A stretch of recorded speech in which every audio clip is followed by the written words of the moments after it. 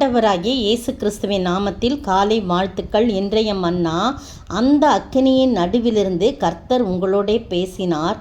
வார்த்தைகளின் சத்தத்தை நீங்கள் கேட்டீர்கள். அந்த சத்தத்தை நீங்கள் கேட்டதே அன்றி ஒரு ரூபத்தையும் காணவில்லை.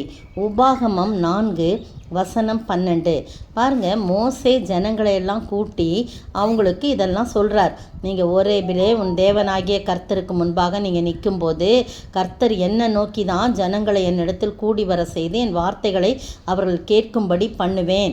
அவர்கள் பூமியில் உயிரோடு இருக்கும் நாளெல்லாம் எனக்கு பயந்திருக்கும்படி அவைகளை கற்றுக்கொண்டு தங்கள் பிள்ளைகளுக்கும் போதிக்க கடவுள் என்று சொல்லிய நாளில் தான் நீங்கள் உங்கள் கண்கள் கண்ட காரியங்களை நீங்கள் மறவாதபடிக்கு உங்கள் உயிரோடு இருக்கிற நாளெல்லாம் அதை உங்களுடைய இருதயத்தில் நீங்காதபடி நீங்கள் எச்சரிக்கையாக இருந்து உன் ஆத்துமாவை ஜாக்கிரதையாக காத்துக்கொள்ளணும்.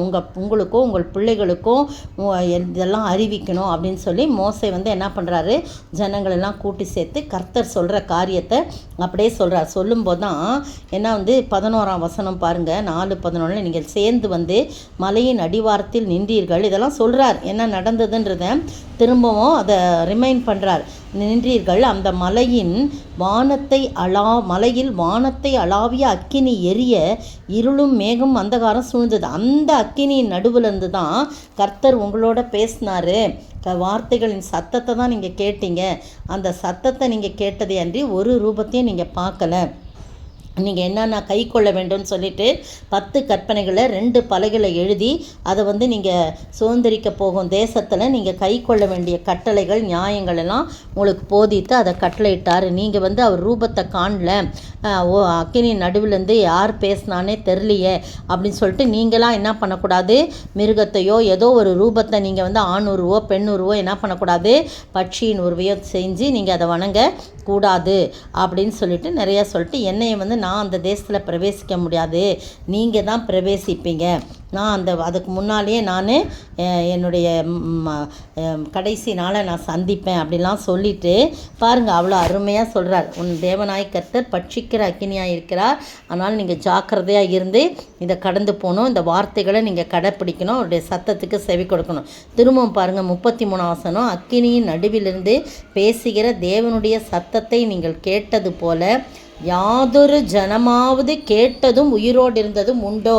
யாருமே அப்படி கேட்டது கிடையாது. நீங்கள்லாம் பாக்கியமுள்ள ஜனங்கள். கர்த்தருடைய சத்தத்தை அக்கினி நடுவிலிருந்து அவர் பேசுதை நீங்கள் கேட்டீங்க.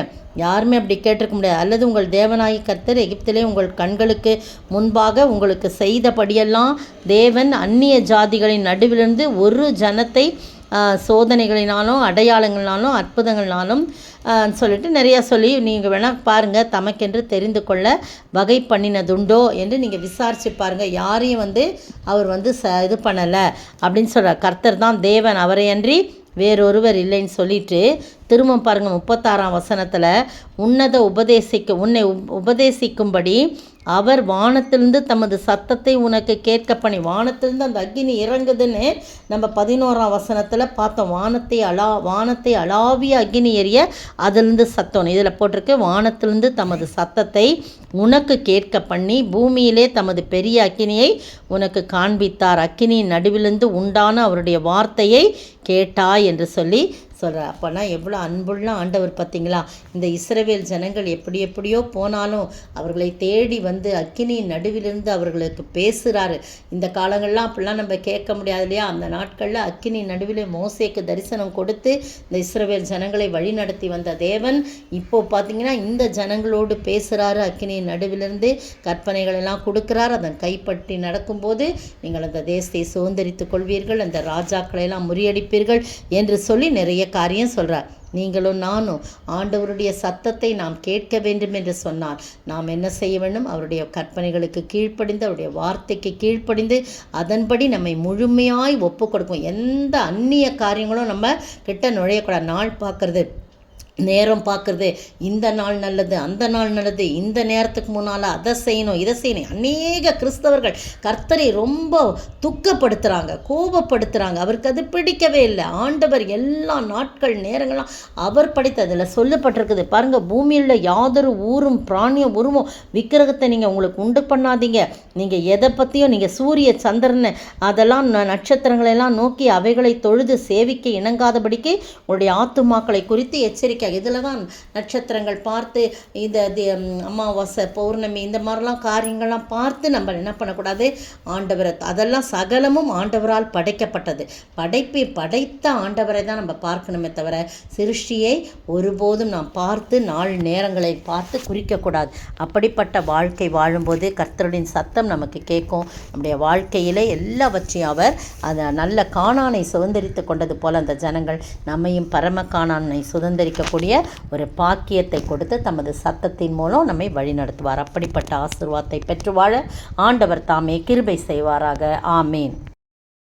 என்னை விட்டு கொடுக்காதவர், என்னை நடத்துகின்றவர், என்னை பாதுகாப்பவர் என் நேசநீரே. நான் பாவம் செய்த போது என்னை உணர்த்தி நடத்தினீர், உம்மை நோகடித்த போதும் உம் கிருபையால் மன்னித்தீ. என்னை விட்டு கொடுக்காதவர். சோத்திரிக்கிற ஆண்டவரே, துதிக்கிற ராஜா, வாழ்த்துகிற வணிகிறப்பா, எத்தனை நல்ல ஆண்டவர். ஆண்டவரே, நான் பாவம் செய்த போது கூட என்னை உயர்த்தி நடத்தி கானானை சுதந்திரிக்கும்படியாக இஸ்ரவேல் ஜனங்களுக்கு செய்தது போல எங்களுக்கும் உடைய சத்தத்தை காட்டி ஆண்டவரே அப்பா, சத்தத்தை நாங்கள் கேட்கும்படியாக செய்து எங்களை பரம கானானுக்கு நேராக வழிநடத்துகிற என் அன்பின் ஆண்டவரே, மை ஸ்தோத்திரிக்க அந்த பாக்கியத்தை நாங்கள் ஒவ்வொருவரும் பெற்று வாழ நீர் கிருபை செய்ய வேண்டும் என்று கர்த்தரும் மீட்பெரும் ராஜாவுமாகிய இயேசு கிறிஸ்துவின் விலையேற பெற்ற நாமத்தில் ஜெபிக்கிறேன் பிதாவே, ஆமீன். நேற்றைய பதில்: நீ குளிரும் அல்ல அனலும் அல்ல, நீ குளிராயாவது அனலாயாவது இருந்தால் நலமாயிருக்கும். வெளிப்படுத்தின விசேஷம் 3:15. இன்றைய கேள்வி: நீ எதை அடையும்படிக்கு உன் எதற்கு எதை போடவும் வேண்டுமென்று உனக்கு ஆலோசனை சொல்லுகிறேன். நீ எதை அடையும்படிக்கு உன் எதற்கு எதை போடவும் வேண்டுமென்று உனக்கு ஆலோசனை சொல்லுகிறேன்.